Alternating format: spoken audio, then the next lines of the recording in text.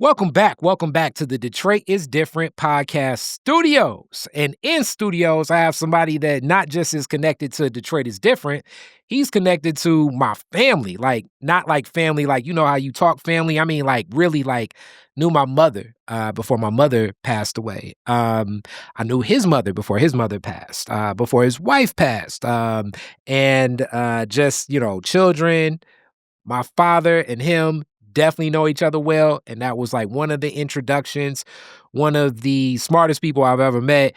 And thank God I have not necessarily been in need for some of the key services that he's provided to so many people, but grateful he provides that for people. And right now he is running for mayor of the city of Detroit. I know him always as Attorney Perkins. You may know him as Todd Russell Perkins, but right now he is running for mayor to be the next mayor of the city of Detroit. How you doing, Attorney Perkins? Oh man, I'm doing great. And what you have to really talk about, your pops is one of the smartest dudes I know. Mm. And he represented me professionally. He's a CPA, Mhm. and this is a family that works, professionally, and they are the fabric. Those are the type of small businesses that I look at as far as part of my plan in seeing the vision for Detroit, are families like yours who have businesses. And look at where you're at. Thank you. You are in the entrepreneurial space because of your folks. Definitely. You know? Definitely, but also because of you. You were like one of my first clients. Yeah. And learning so many things along the way, like in studio, you all don't see it, but working with him is one of the young brothers that works with me, and that is Reggie Hobson. I always say Mr. Hobson, and as I told him, I was like, he actually put me on to a lot of business early. It's hard to think over time how the world of content creation, what would happen, how this would happen, and what would grow of this. Right. You were big in like the making of Detroit is Different before Detroit is Different was known to so many other people. Well, and I love being a part of somebody who is growing and growing beyond whatever their possible dreams would be. Mhm. And a lot of times people don't understand where you're at right now, what it took to get there, and that energy, that desire. And what it is you're not afraid to fall. Mhm. What you've learned from your parents being in an entrepreneurial atmosphere, you're not looking for someone to always catch you when you fall. It's good to fall sometimes because you learn from those experiences, and now you continue to get better the next time. Because it's that thought process when I'll do some contract work for someone, and then they'll try to fix it, and they won't do it the right way, and they'll come back, and I say, look, we just won't do it this way again. But we learned better, and now you're stronger from that. This is like when you work out, all you're doing is tearing apart your muscles, and your muscles grow back stronger. And that's what you've done. And I see this process, what you've got here, because I watched Detroit is Different. Mhm. And I've seen from, and I knew from the very beginning Mhm. what you were doing, and it was where you're at and where you're going to go. I mean, the sky is the limit. Thank you so much. And it definitely actually has been one of those processes. I do remember early on so much, as I always say, taking an L, meaning like the loss is a lesson. Yeah. Especially in business. Nothing teaches you more about business than losing a lot of money, because that sticks you. And I definitely got degrees in business and all of that stuff. And cool to be in a degree, but like when you're working on a project and you don't get the grade you want, it's different. But when you lose whatever you consider is a significant amount of money, depending upon where you at in business, so it could be $100 if you're running that lemonade stand, or $100,000. It's definitely gonna stick in your mind of, oh, what were my steps? What were my beats? What did I learn in this, and staying in the game? And you've been in that game, but Oh, yeah. And I've been in businesses outside of the practice of law, real Mhm. estate, Very much so. restaurant. Yes. And, the irony of it is the restaurant really was for the life of COVID. And it was very, very profitable because it was a carry-out restaurant, and at a time when no one could go in and sit down. Mm. And, when COVID lifted, I had to go back to court, and it's kind of hard to find management. So we sort of mothball that. But again, the practice of law has been the staple for me. And it has been something where I've met people. I meet people like you because of the practice of law, and give people advice on building businesses. I also go to court with people, like where you said, I'm glad I don't have to have you as a lawyer. And, so it has been it's a wonderful ride. I look forward to as God will give me strength to continue on because nothing's promised. Mhm. But it's just I enjoy seeing young people grow because I want to help them in any possible way because I don't have to take anything from them or get anything from it other than the ability to say, I was part of that. And as you talk about part of that, we can frame this. You've been on, and it was even before like the rhythm of this. Yeah. And I know a little bit of the backstory just from conversations we share. And like I say, as much as I say, I'm glad I've definitely not needed the criminal defense, but he can attest. Boy, oh boy, I've given many of people like, hey, it's only one number I'm calling if I'm Yeah. ever in one of them jam Yeah. up situations. Well, the other guys in Ghana half the time. And shout out to Jeff Edison. That's my big brother, man. My goodness, yeah. So, I bring him in on. It's interesting. I bring uh, him in on cases when he's going to be in town. And he's but I saw him and his sort of mid phase of his practice mhm, because I've been doing this 28 years now, going on yeah. 29 years, and I saw Jeff Edison growing, and he's in the mid stages of his practice, probably where I am at right now. And I saw him when he started building his home Mm, in Ghana. yeah. And I saw it being showing me pictures. And my first wife, before she passed, we used to talk about going over and spending some time because we lived in the same co-op as Jeff Edison, Judge Braxton. A lot of people, a lot of familiar names were living in our co-op, and we just, he's just a wonderful guy. He believes in the upliftment of us, and in his Pan African thoughts and beliefs, and beliefs of the fact that we are better than what people give us credit for, and we're better than what we even think we can be. Very much so. And that's where I was going to frame this. Mhm. In knowing some of the backstory, I usually always start with the origins, Yeah. but so much you've learned in lessons about building things from your father Yeah. that you share with me. Also, rest in peace, Mama Perkins, and your mother, but what that balance was. Can you share a little bit about your Man. upbringing and more so that framing and the ingenuity you pulled from your father's visions? So tell me how much time we got, because I could talk about my folks all day. Yeah. Because without them, I wouldn't be where I'm at. So it really starts from my father's father and my mother's father Mm. and grandfather, because I live in the home that my great grandfather bought when he moved up here from the Great Migration. In I think he bought the home in sometime in the 40s. Whereabouts did he I'm in move the north from? end Detroit. Oh, he moved. He was from Georgia. Okay. And just south, a couple hours south, I think Macon, Georgia. Mm. My younger brother Sean, who's the judge, he does our family tree now. Genealogy. Yeah, he does our genealogy, and my mom, he took it over from my mom, Mhm. and he's very active in that. But they had my mother's father was a hardworking man, and let me tell you, his story was he ultimately owned the house that I own today. So it went from father to son, and then to me Grandson. to grandson or great grandson. Yeah. And so from his story, he was a guy who was born lived through the Depression, didn't really believe in borrowing money. Mm. He worked at Dodge, Maine. Mm. When he go into a car dealership, he'd go buy a Chrysler because he works for Dodge. He had that kind of loyalty because the companies at that time had that kind of loyalty for their employees. And he'd go into the showroom and he said, I want to buy this car. And they said, Mr. Pace, we got some great incentives on borrowing money. He says, I didn't ask you for your money. And buy his car cash, and worked hard all his life.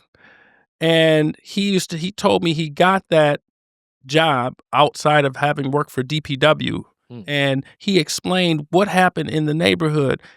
He died in 85. Wow. And when I was 15 when he died, he used to, the summers before, we would sit on the porch because we lived there, and we would talk about how the neighborhood was. And he described the Depression. And in the Depression, he used to say, the white men in suits come knock at your door. And they knock at your door and they say, would you like welfare as a check, or would you like a job for the DPW? And my grandfather chose the job. Hmm. And he said the people that took the check 50 years later or even 60 years later were still taking the welfare. Mm. He could point it out in the neighborhood. Now, the neighborhood is so far deteriorated from what it was then as far as the housing base, and structures have been torn down and burned down over the years. It's been 40 years, almost 40 years since that. Um, but that's that side of the family. Whereas my dad's side, my grandfather was a barber, owned a restaurant. Hmm. He was the first barber prosecutor back in the 40s. Wow. And my dad got that entrepreneurial bug from him, but he was also a barber. And but my parents, they met, and we grew up different parts of the city, but ultimately rested on the north end, because that's where my dad was born on the north end too. And they made sure my dad was a barber, my mom was a clerk at the public library, and they didn't make much money, but I had 5 brothers, Mm. and they found a way to send us all to we all went to Catholic high school. My oldest brother went to DePores, my next brother went to U of D, my brother after that graduated from Benedictine, I went for U of D, and my 2 younger brothers went to Shrine. All on you can't even do the math to figure out how they did it. But at the same time, I gotta say I'm eternally grateful because my mom believed in the idea, and I'm sure she's told you about continuing school when you were talking, because you got your master's. I think you got I got my master's from Walsh from and Walsh. That's right. Yep. and bachelor's there, and yeah, she was definitely big in one of those stories. You get different people that stop you in moments and say like, yeah, definitely what school can be and what it can exist Right. in changing a reality for a person. Right. And your mother adamantly believed that through education opportunities will be created, and Yeah. she's a living testament just from looking at you Oh and yeah. your brothers. And thank you for that. But she used to also say, and she lived in the idea of being black in a white world and growing up where she did, born in 38, she saw a lot of things we didn't see. But there's still some of those things are still going on, but they're so far underneath that people don't see them. Hmm. But she said, look, with an education, they can't take that away from you.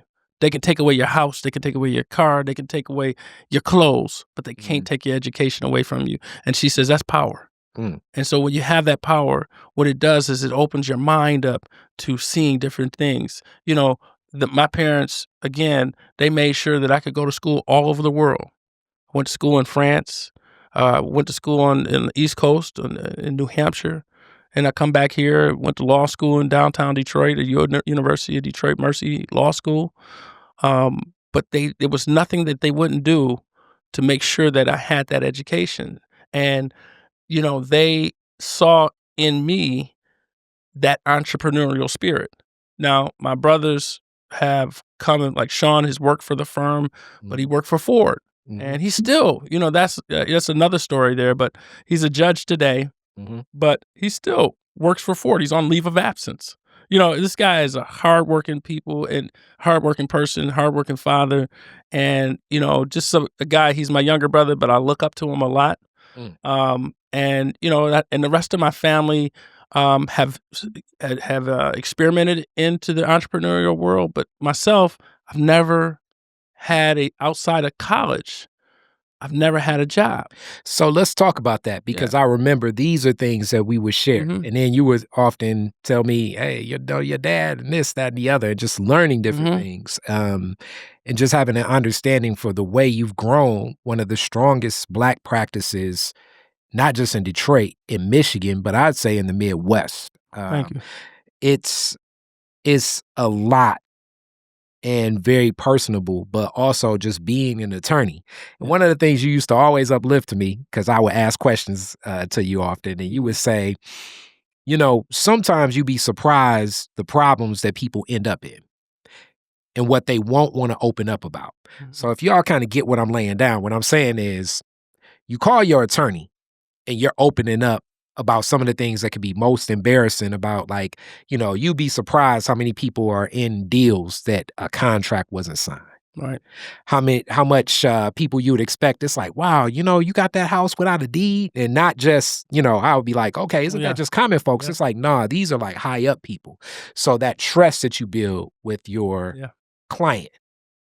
Yeah, so it's I like how you frame that, because those are some, without the names, Yeah. but and some of the people that I think your family have worked for, so there was some crossover there. But Mm, these are people, and what it is that it's the pride. mhm. They're supposed to be people that are looked up to. But one of the things that I've always looked at in life is that I don't ever want to get to the point where I'm so prideful that I won't take advice from someone who can help me. And that's what happens. And I'm not saying that it's hard to explain it because this is something that I do every day, and I have to build a relationship with someone. Number one, they know when they come and talk to me, it's a vault. Yeah. It's a vault. I mean, whether it doesn't go anywhere beyond my team because there are other lawyers in our firm, and it's a vault, and it will be something that we do and constantly are working on and thinking about. Because here's what I do know: the intense amount of thinking that you can put to a problem, I believe that every problem has a solution. And it's just like, I'll give you an example. All these things and technology that we have today. Look at this. And it's very simple thought. And, people think, this way out, dude. All of this technology, it takes satellite communication for this to work, Mhm. for the internet to work and for all these things to work. And so therefore it took rocket technology to get the satellite up there. And then it took electricity. But, if we're dealing in, let's say, the Renaissance era, the 1500, in theory, all of these things existed. But yet our minds couldn't catch up to it yet. Do you understand the levels of things that had to happen in order for us to evolve into this space? Yeah. The things that we take for granted 100 years ago, people were perplexed in how to do it. Mhm. Just like, I'll give you this is and one of the things I'm so passionate about, and I know we go off, and that's what I love about podcasts because we kind of go off, and Yeah. And we'll circle we'll back. get back to Yeah, the yeah, yeah, campaign, yeah. which is Perkins for the people. But here, what Mhm. I love about the city of Detroit, and what a lot of people don't know about the city of Detroit is we are the birthplace of research and development. And as you talk about a lot of that research and development, me having a marketing degree, and I'm gonna just give this to people for free. Yeah, So if you go downtown, it is a library, the Skillman Library. I think a lot of people know of the Skillman, the foundation, but the Skillman Library downtown, you have like drafts of, you talk about Dodge, like the drafts of not just how the Dodge was created, but the marketing plans and the marketing right, strategies. And this goes deep into the automotive industry because if you know the arc of most modern marketing, it comes from the automotive industry. The right, thought process is like you start in this car, then you end up in this car, then you land in that car. So like if you're with Ford, you'll start like in a basic Ford, and then eventually you're going to grow into a Lincoln. right. This is all different things, talking to people differently. But as much as marketing's working in this space, it is research and development into that place because you have to research like, okay, what's going on with the person's lifestyle? How are they communicating in this? I give all of this framework to say like we've had a lot of people entrenched in this, especially Black folks, every step of the way of making really what became what we call the industrial age to automation to so much things into creativity, even the whole concept of Motown. So like it's like Yeah. Oh, yeah. motor records, Right, like right, hence Motown right. becoming a staple for the world to connect to American culture, Black American culture, Right. and what existed at one point in time, and still like just other reiterations of it. So I leave that as a pin for you to come back to you in starting your business.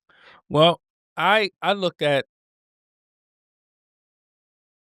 my dad always said, we didn't spend all this money to send you to school all over the world, go to Ivy League education, Hmm. and you flunky for somebody else. Interesting.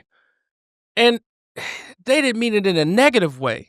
But that's also a funny thing that Joe that term too is like such an old school Yeah, term. and he said, and it hit me, and I had no desire to, and I had no fear Hmm. in going out, and I didn't fear failing, or I like to say falling, because failure is falling and then giving up. Hmm. Because if you fall and you get back up, you'll learn how not to fall again. Just like you were saying, like sometimes the L that you take, would be that lesson that you get. And I looked at it from that perspective, and I looked at, hey, I've been in this town. I know this town. I know the people in this town. I know the pulse of this town. And, having grown up on the North End, when I opened up for my campaign, I did it on the North End of the Considine, Mhm. and I talked about how it started. So, my dad, and right before law school, my dad and I, we used to write resumes for Mm. people. And I didn't realize what he was teaching me. My dad didn't have a college degree until he graduated from college with my younger brother, Sean. Hmm. And Sean walked in front of my dad because my dad was William and Sean was Sean. So yes, it's just alphabetical. Yeah. But I looked at it and I was thinking to myself at 22, 23 years old, my dad's telling me these things and I'm not understanding the value of experience of life Hmm. versus, oh, I got this education and I know more than my dad in some ways, but I'm still following him, but I'm not fully grasping onto it. And it didn't take hold several years later. So we would go down when GM was laying off people in 92. My dad went out and bought a huge printer and we started writing resumes. We met them at the door at the Fisher building or at the GM building where they were Wow. laying them off. Wow. And we did resumes from those individuals and made our money back. But then I started going to school, so I couldn't put all the time into that. But I learned how to write resumes and learned, I was always pretty decent at writing. And my dad was, he was phenomenal. And so then I get out of law school. I worked in law school, Court of Appeals, had made relationships. And when I got out, I went down to the courthouse. I just went down to the courthouse. I've met a couple of people. Marlon Evans, who's passed on, but he's a great mentor of mine. I shared an office space with him when our first couple of years I practiced. And I started picking up clients. But here's the thing. I was from the North End. When I got to my friend Doc, Jesse, he got all kinds of names, but he gave me a car. And some friends of ours had a case. I took care of the case, and they sort of bartered. He gave me the car, and he also gave me some money. And Doc's a mechanic, and that car, that '87 blue Eldorado, Wow. got me everywhere. And when it broke down, they'd be there to come fix it. And that understanding and how they lifted me up, has taken me all over the country. And you talk about all over the country, something else from Attorney Perkins that I remember from you being a client. You'd always say the law is a strange bird. Mm-hmm. And I remember when you said it, I was like, okay, that's a very odd concept, right? Yeah. And a lot of our government structure, now this is coming over to the mayor, is so built on legality. That's why, like, when you read ordinances through the city of Detroit, the there shall be in this, Right. reading these ordinances, it's not as plain as, you should be able to put a fence up right here. No, it's not layman's. It's not chat GPT language. This is law. Right. Can you explain a little bit of that relationship, as you definitely have some experience with municipal law with Highland Park and other spaces, but even the city of Detroit, but explain some of that relationship and how you got into that. So let me say, as I practiced law, you make these relationships, and it was around, I started representing, I would say, what you might call upper tier Clientele. Municipal clientele. Chief of police, deputy chiefs of police. Even though I was doing criminal work, I was representing these individuals because you had gained a certain amount of skill set as a lawyer, that they appreciated what you did and would take that into other areas. Sometimes a divorce, a lawsuit, sometimes a little criminal situation. But the ability to engage and ability to be able to bring all the issues in one space in your mind and be able to communicate that to your client effectively, but more importantly, communicate it to the person that might be adverse to your client. And be able to be successful in influencing them to not do what they otherwise might do to your client. And that's kind of like the development as a lawyer, development as an individual, as a man, and as then become a father, become a husband, and all of those things. So that's that life experience. So all the knowledge that I knew when I became a lawyer, at the time you take the bar, you probably know more law than you ever even want to know at one point in time. Because, once you learn the law, you know how to go look for it. You know how to go write ordinances. Because the things that all the other candidates are talking about doing, I'm already doing for them. I'm, like you said, I was a city attorney in Highland Park. I'm the current city attorney in Inkster. I represent the Detroit City Council. And when the things that they need to ask about policy, ask about ordinances, how to write them, how effective they are they constitutional? Will they pass constitutional test? They got to ask me. So that's the natural transition and how I found myself in looking at, I have to do this for the city of Detroit, the city that I love, this city that has loved me back, and this city that actually needs leadership. So remember when we were talking a little bit before we got on, and that's where you come in and you develop this idea. What is leadership? It is, as I'll break it on down, but it's a cornucopia of different things that create leadership. That means ability, skill set, the ability to engage, talk to people understand you, a little bit of charisma. They got to like you at the same time. But most importantly, they got to trust you. And something is trust when you're in that foxhole and y'all got problems. And you say, that's the person I want you to have. I want to have my back. As a lawyer, it's been a lot of people who've been in that foxhole who've called me to come and help them fight their way out, and that's why it is, to me, it's a natural transition for me to ascend to this particular position and be the lawyer, particularly at a time like this. And when you talk about the time like this, it's 2 points that I want to give. So I know you can knock both these dominoes down. The time like this is we're really looking at unprecedented, a lot of debts that will become before who's ever next in place in office. Right. Meaning that we've seen 12 years of the Duggan administration, which in a lot of ways, for many reasons, are different. And I mean, I guess you could say every day is different. Detroit is different. Yeah, but that moment in time post bankruptcy. Can I put a pin in that right quick? There you can go. So you're absolutely right. So break it on down to them even further. I don't know if you were going to go there, but I know you know. Okay. You and your MBA self, you know what I'm saying? People don't understand how highly educated you are because you know how to talk to people and not, you know what it is? It's like if I can walk with kings nor lose the common touch. And that's how you've been. But you couldn't be any other way because of how your parents were to you. Thank and you. How my parents were to me. Thank you. Could not talk down to people. Man, something, I could feel my parents come up and smack me out the face out of the ground, man, out of the sky, Yeah. And it's just not something that is what we should do. But here you talk about it's different, right? Yeah. So, here's the reality. When we have a bankruptcy, you start off with a zero balance sheet, and then the state conveys to you $1 billion. And then along the way, with the relationship that Duggan had with Biden, he gets $846 million on the ARPA funds. And then you have a couple $100 million every couple of years because of this 100-year floods. Yeah. So you were able to use that money on your balance sheet beyond what you collect in taxes, revenue, and revenue sharing that comes from the state and all those other things. So this has been unprecedented. And then at the time, throughout the time that he's in office, really didn't have to deal with the significant increase in payments toward the pensions.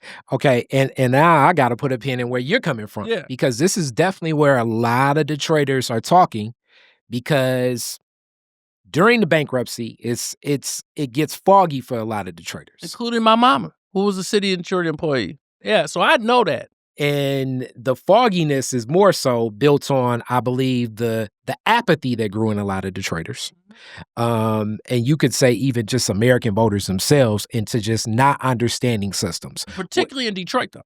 Particularly in Detroit. And I'm gonna heighten this. I'm one to years ago, I would look at, like, sometimes it would anger me, but then as I've grown, I'm like, people exploit apathy too. because it's They two have, and they ways. continue to do so. Yes, it's a lot of ways you can use it. It's not like it's one way or the other. It's like no, you can take it, you can exploit that because there's certain things that can happen under it. Now, I give this framework to say certain people during that time in bankruptcy, it just gets overwhelming and confusing. Mhm, Now, as we talk about those pensions coming back, mhm. and not the influx, The payments. the pension, yes, the Yeah, pension payments will because be if you talk to those retirees, they still talking about getting their money back, but yes. that's So beside the point. so yes, Not beside it, but that's the another point. the payments come, that's now going to be listed.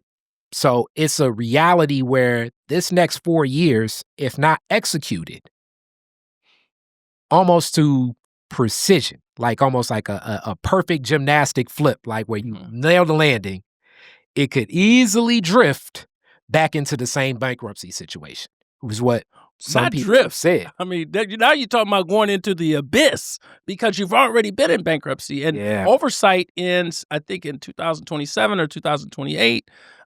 So we still are under federal oversight. Yes. And so you're absolutely correct. And that's what people don't understand. And I'm trying as a lawyer, I must be transparent and I must be honest. And as a lawyer, I can't promise any outcome, and I'm not going to promise any outcome other than the fact that I'm going to use the skills that I have, the team that I build, to take take the city to the next level. Because you're going to read the reality is this is an absolute reality. You're going to have to do more with less because people are not going to accept less at this point if all people's aspirations and dreams and thoughts are of a city that's growing. And that's what makes this such a different, and I'm gonna say a difficulty for who's up next.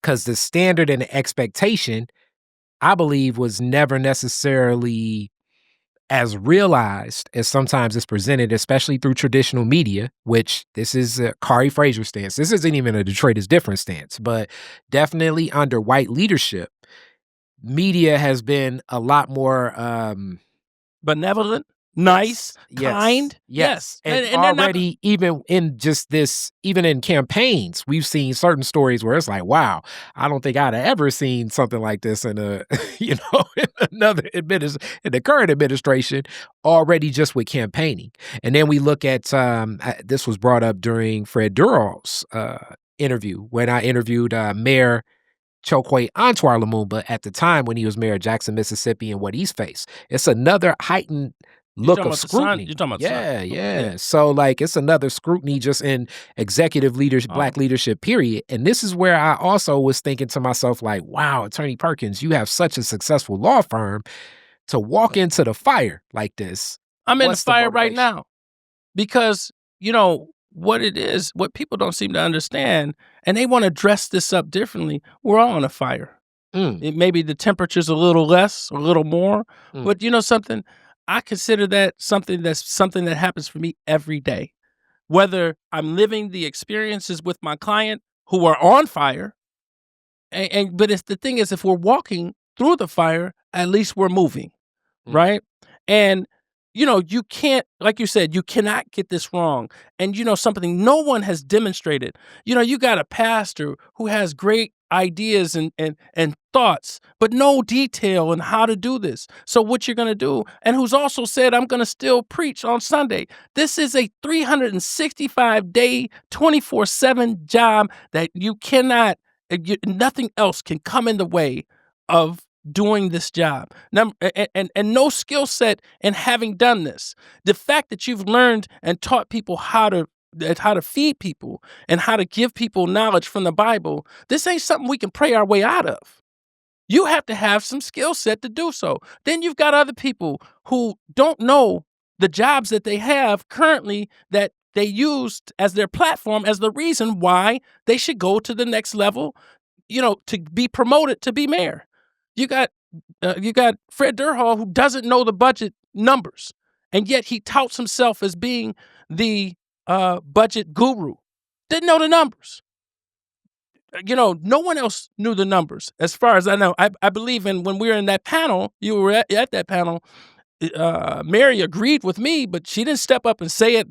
I'm on the outside looking in, and I know this stuff because I'm not going to get involved in a process or ask for somebody's vote or ask to do something for someone and not know how to do it. Hmm. That's my ethical obligation to do so. People just want this job because of what they think it is and what it feels like, but they don't understand the responsibility that's rested on your shoulders, the knowledge that you need to have because they just don't have it. And again, what I'm talking about, there's no one out there who's a self-made CEO from the ground up. Now you have some people who've had success in life, but they have not had to make the decisions and had to build something from scratch.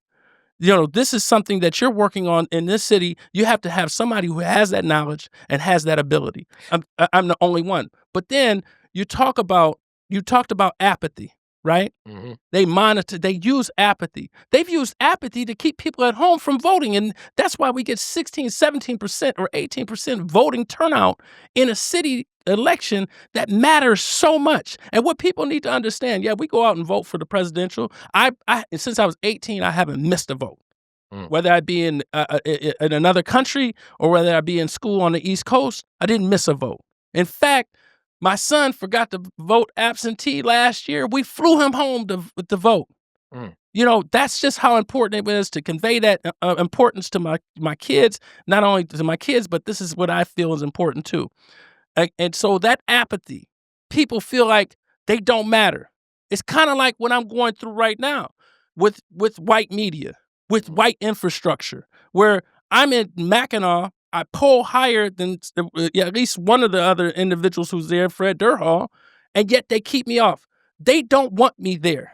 They've demonstrated that, but the people want me. That's what they don't understand, and that's what I need to understand about that apathy. You can use it as a tool, but oftentimes that tool of apathy is used for bad reasons. And this is where now I'm gonna get on. This is definitely another Khary. This is another Khary perspective thing, and this is definitely one of those myself and one of my OGs, Mr. Stovall. Shout out, Mr. Stovall. But on one hand, we have like a constituency of so many people that talk, and I'll be interviewing the brother actually same night in a couple minutes. Donovan McKinney that's running for the congressional race, and you have so many people that are in faith-based leadership positions that are speaking up saying that we need Black Democratic congressional leadership for the city of Detroit. But in the same vein, some of these same leaders a year out have stood behind our current mayor that's running as an independent for the gubernatorial race. Right. Now, this is where it gets very confusing, and I do believe that apathy was taken advantage of during the Duggan administration to be elected twice. But that also created a groundswell for my current congressional representative, Sri Tanadar, to take advantage of it as well. I don't think you can compare both. Like I say, this is a Khary Frazier statement. But I mean, I think it's like, you can't, you know what I'm saying? It's like if I keep, you know what I'm saying? If I leave the door open to welcome in the bird, I'm also going to welcome in the flies. You know what I'm saying? Understood. And you know something? It's a combination of different things also. And there's a lack of cohesion and togetherness in our community that has caused us to remain fragmented, to remain broken apart, separatists in mind, and an inability to drive missions. Because if we do things together, as I say in my campaign slogans, at least one of them is, doing and making Detroit better, much better together. That in and of itself, it sounds like a sort of a cliched or slogan of sorts, but it's a reality. If we are aligned, on a particular matter, there's nothing we can't accomplish. I mean, look at other cultures that are doing it. I've been down in Southwest Detroit, and I look at some of the Latinx community. I was at a place last night, fabulous. From the outside, it looks like an older governmental building, but on the inside, they have recreation. They have a bar. It's a restaurant, pool hall, entertainment. And they Mhm. all did it not asking for anything, but they did it as a community. They did it together. And what we don't have, and sometimes in our culture, in the Black world, we don't have that. And that's what happened when you're talking about the congressional seat. There was a determination by everyone that I wanted it, rather than looking and being strategic on saying, okay, maybe I can't have it, but I'm going to support this individual. It just wasn't going to happen. And But I have to say this, and it's so tough because I'm not, in this position, like I say, speaking just still as me, like it's so tough because also the engagement and what's responded to. There are so many different things needed to resource communities like these. I know you're very aware, like I say, on an intimate level, because just representing a person for a civil matter or a criminal matter, it starts opening up the floodgates of everything else going on in a person's life. right. So go ahead and say that what you said again about the resources, or what The were you saying? resources needed in our community and how we see things. And I think sometimes we can take things as personal attacks. And I'm hoping a person doesn't look at this like I'm throwing stones at anyone particularly Yeah. personally. No, because it's not. I think anyone that wants to do something constructive in the city of Detroit, let's do it. The Legos need to be built.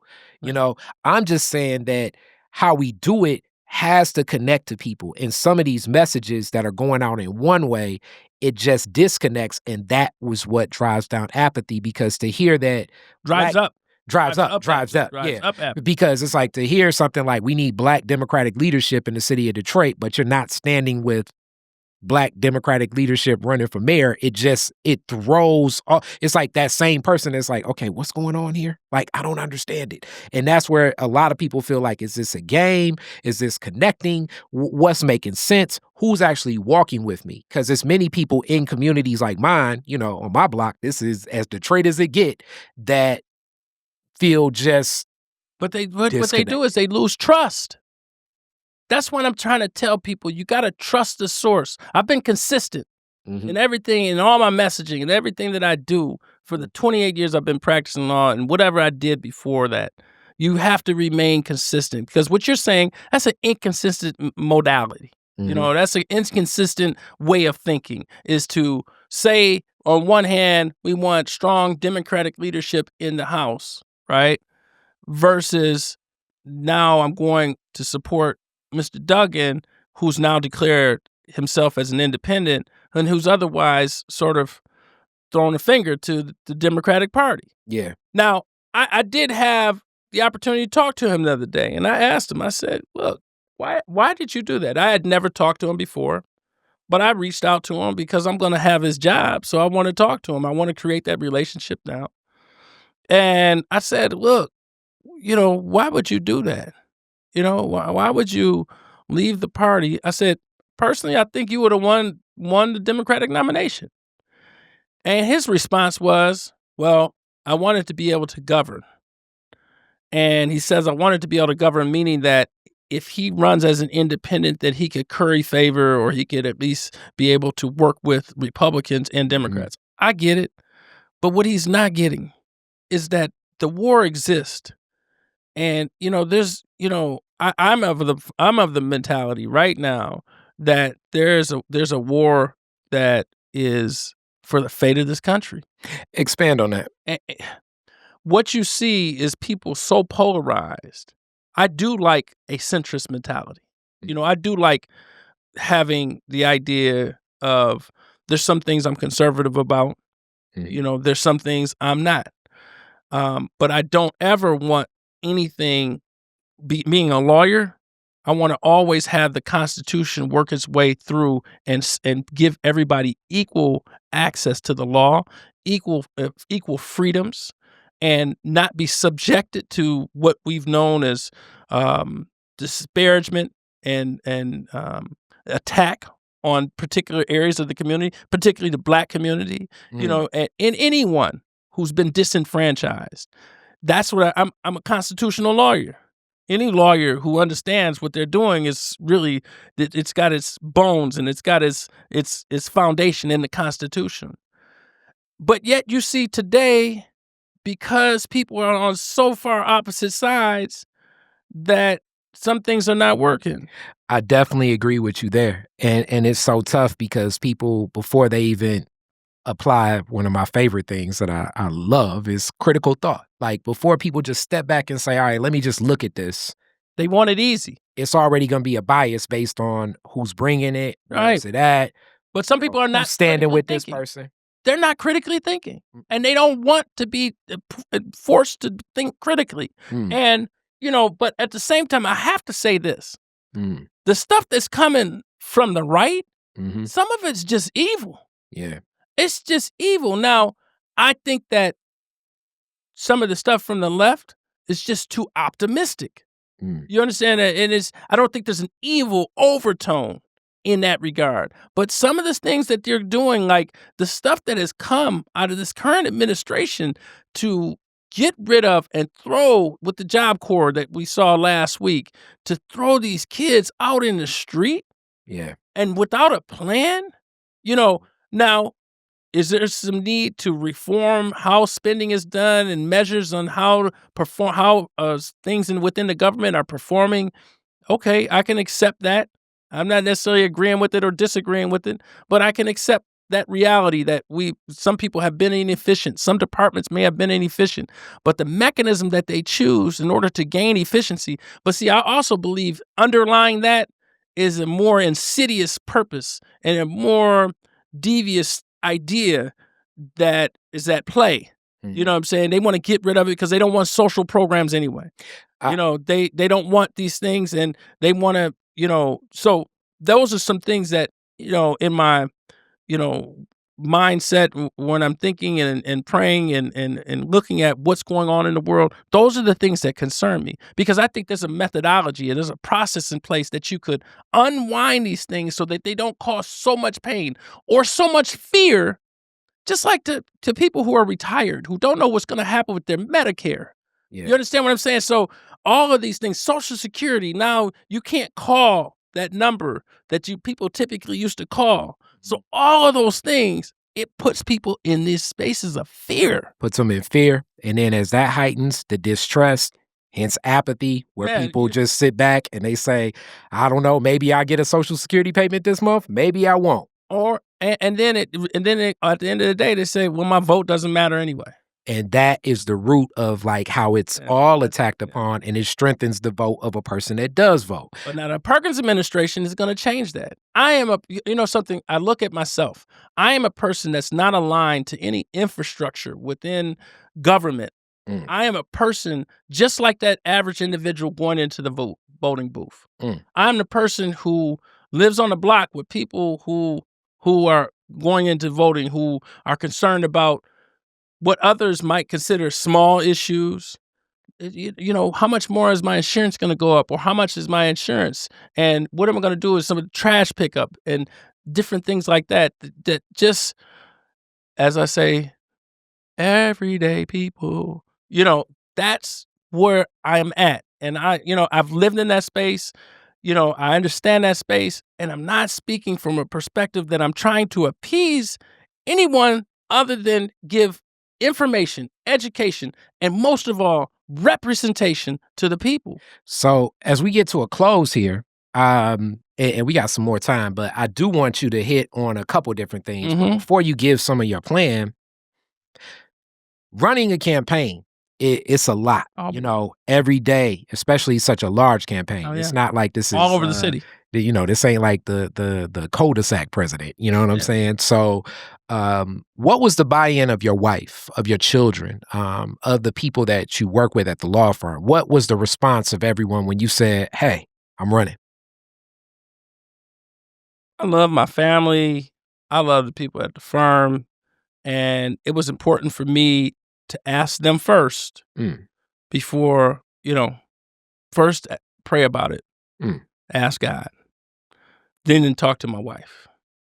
And once I saw that my wife was supportive, I didn't feel there any barriers, mm. but I was enthused along the way that I asked my firm, and they've been supportive because they know that you see, the difference between me and, like, I brought up the past, right? I brought up a lot of individuals running, Mhm. but day one, or the day after I win, the practice is going on to the other lawyers. Wow. You understand? Wait, time out, time out, time out, time out, time out, time out. I want you to bring home that, and because when I say this, this ain't no small practice you giving them. It's 28 years. All my life. All my adult life. But And have you ever even heard of a practice of 28 years being given to another group? Like, and I'm not even saying that in like praise or nothing. I'm saying that in just business world of like, I'm giving this to my partner wow, and his team. wow. I don't want anything money for it. Whatever salary I get paid up until I leave, I get paid. I don't want anything. I want him, because after I serve 2 to 3 terms, he's going to build it up, and my team will build it up. The lawyers that we have will build that up. I'll come back and work for them because I'll bring some additional skills after, I'll be 67 when I go back. And I'll go back a more well-rounded individual, having had a successful tenure in the city of Detroit, leading the city of Detroit into the next wave and carrying it. And I'll tell you, here's one thing that what we don't do in Black culture, in Black world, right? Just like I have people so this law firm, right? It's bigger than just a law firm. It's a way of life. It's a means to raise people's families and people who work there. And when you see it that way, that it is living and breathing, and this is beyond what it does as far as what we intend to do and what we intend to serve for other people who come and hire us for our services, or for people we do pro bono services for, or for the community outreach we do. Beyond that, it's internally. Those people, I'm so proud of the people that have been there. I've had the lawyers who've left, who are now the general counsel for the Wayne County Sheriff, who are the deputy general counsel for Detroit Water and Sewage. My brother, who's now a judge, Judge Bowie out here in Pontiac. There have been people who've gone on and so, when they talk about youth employment and what they would do as mayor, I've been doing it at this firm almost every summer. COVID kind of sort of derailed us a little bit because it was harder to work in that particular environment. And but every year, last night we had the forum with the young people. I had interns that are now managers and doing other professional work, not necessarily lawyers, but they had an opportunity to see how business was done and how business was run, because they see our business clients. They've gone to drop documents off at court, drop documents off at the office, but it gives them exposure that they wouldn't otherwise have. So, I am what they call, going to U of D is a Jesuit tradition called men for others. You might also say men or women for others, but I am a man for others, meaning that, I know what it means to give something for nothing in return, just giving it, because that blessing is like you're paying it forward. And I'm circling back.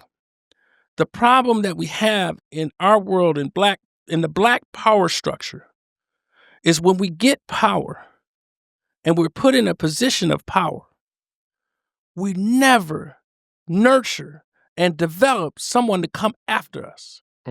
So I would not be, my model to live my life as is as a leader. The last leader that we've known in the city of Detroit was Coleman Young. That's who I experienced. Leadership is something different than being in that seat. I'm not running for a position. I'm running for purpose. I'm not running a campaign. I'm running a movement.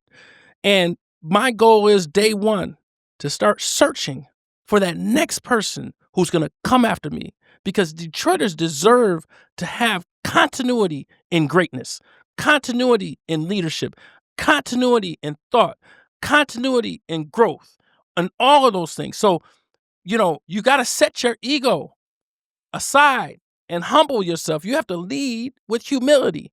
And when you do that, it becomes not about you.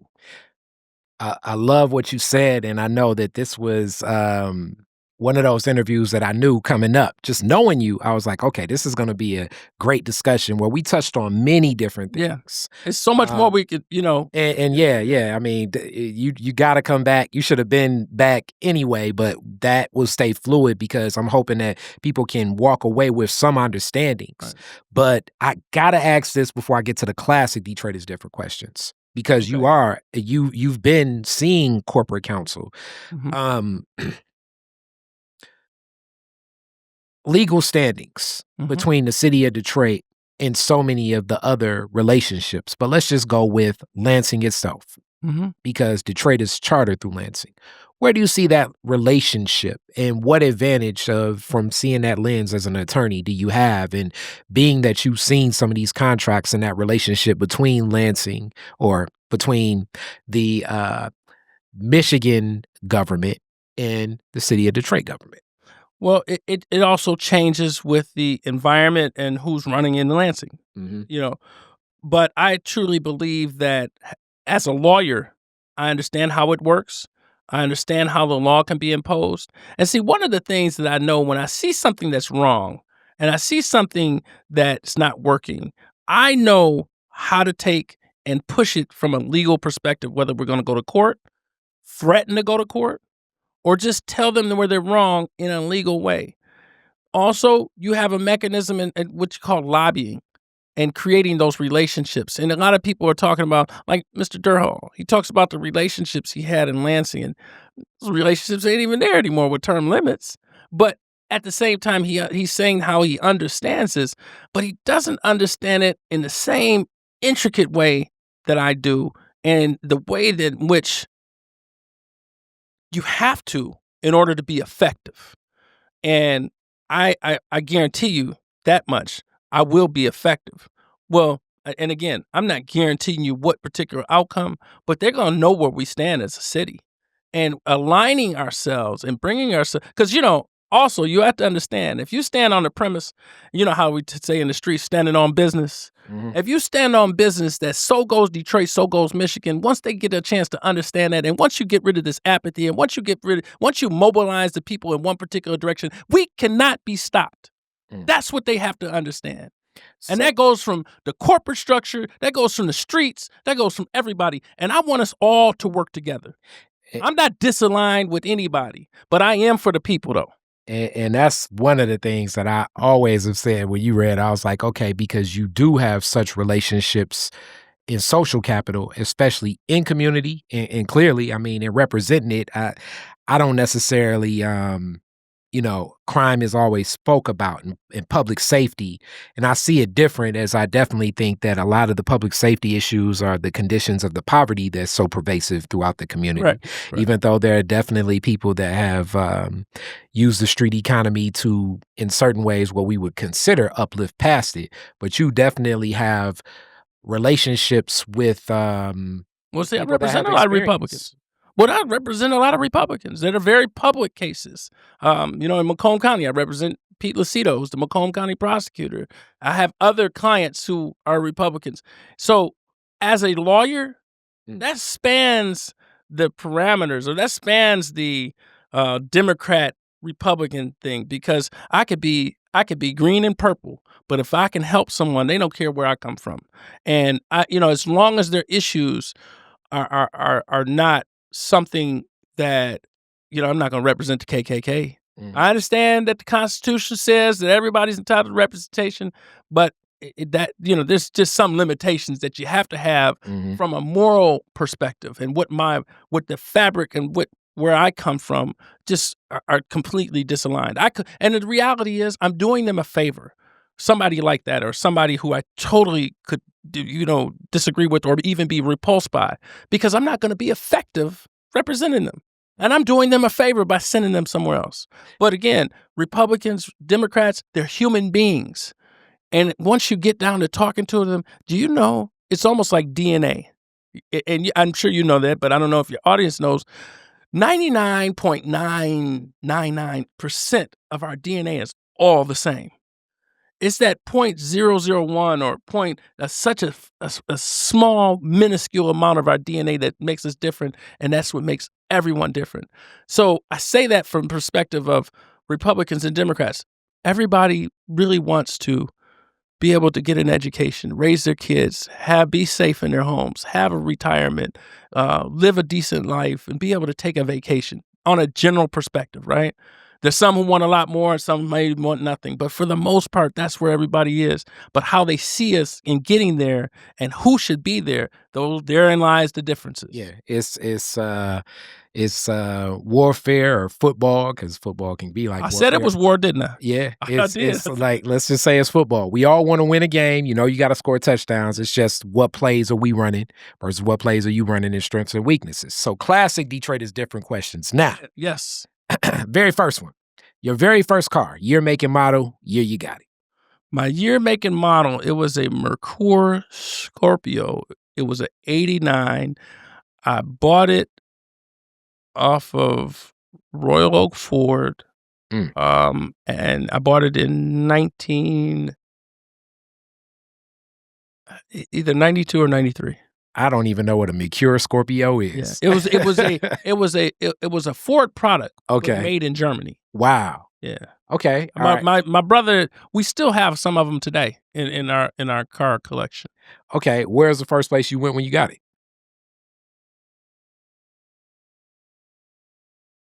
You know where the first place I went, man. And it's somewhere that young people what breaks my heart is where they don't go now. Come on. I went to Belle Isle. Wow. I went to Belle Isle, bro. I went to Belle Isle. That's where I went. I got the car, I think I think it was a Thursday night. My dad took me out there to get the car, and, and I paid for the car. I paid the note. But, he signed with me and everything like that. But the Friday night, I went to Belle Isle. Wow. For sure. Wow. Now that's... The whole North End was rolling with me. Wow. I'm with it. Now that is Detroit. Yeah. That is Detroit. Was Detroit.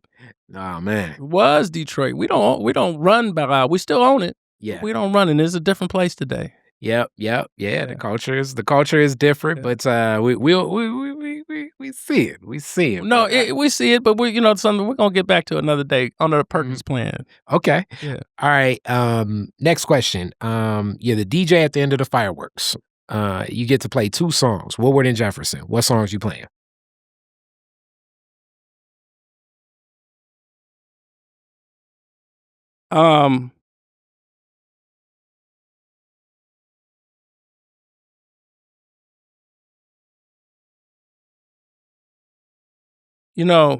One's gonna be off America's Most Wanted.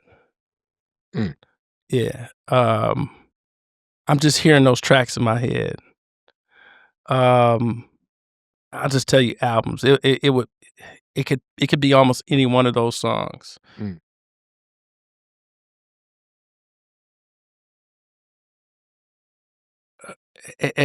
the next is Tupac's last album.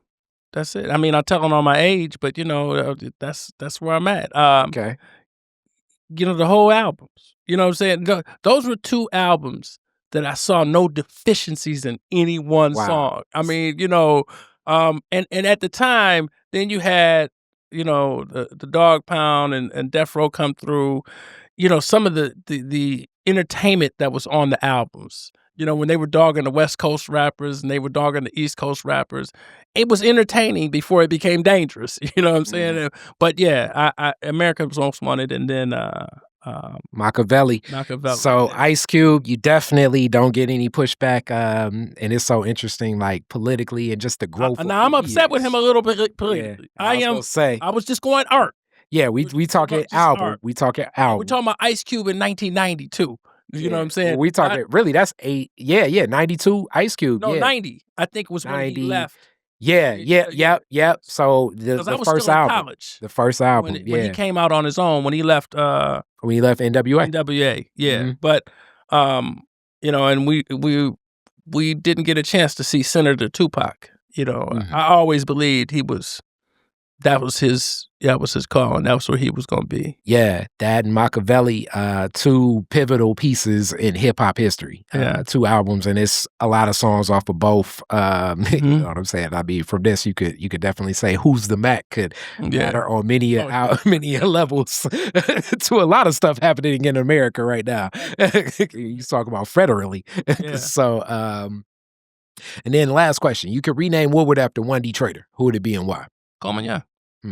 Most named one. Why for you? Why not? Hmm. He defines what Detroit should be. He is a man that was put under attack and called a communist, almost put in jail, in prison, to ascend to a city. The next mayor shortly after the riots, I think Roman Gribbs came after Judge Gribbs came after Yep. the riots, but obviously the first black mayor. But what he espoused is leadership.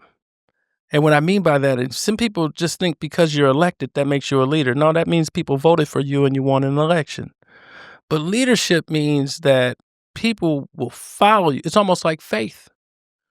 You don't have to see what people are saying, but you trust what they're saying enough that you'll follow. And he is an individual. And another reason why? What? There's not a goddamn statue of him throughout the city.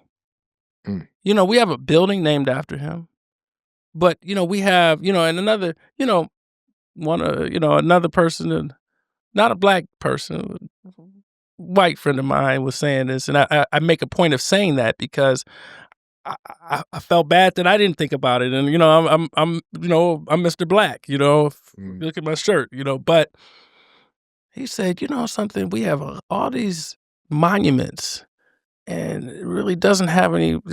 You don't see enough black people in memorialized and made immortal in these fixtures. And that's not the only reason why I would name it after him, but he stands for what Detroit should be and what Detroit, how we should be and how should we be reforming ourselves and growing ourselves. But resilience, integrity. He spent most of his career under a wiretap. I mean, I remember when Charlie Beckham was in here, and it was something I uplifted during my Fred Durrell interview. That's a bad bro. Charlie Beckham was in here for his interview, leading into like when he was when he got his papers for indictment. At that time, it was a 800,000 page document on the Coleman Young administration at that time. So meaning that the FBI office was just watching it to the point where he even brought this up. Shout out Charlie, love Charlie. Charlie was like, look at this guy. He's worked for Charlie Beckham. Yeah, he's worked for 5 or 6 mayors. You know what I'm saying? I mean, I would, I've never had a conversation with him, but I would love to talk. He's brilliant. He would love I would love to witness the exchange. But he said during the investigation, they go to a diner, and in that diner, the FBI witnessed that they talked at that diner. So then they said for over a month, they just bugged every booth in that diner again under the thought process they'd come back, and they finally came back in a month.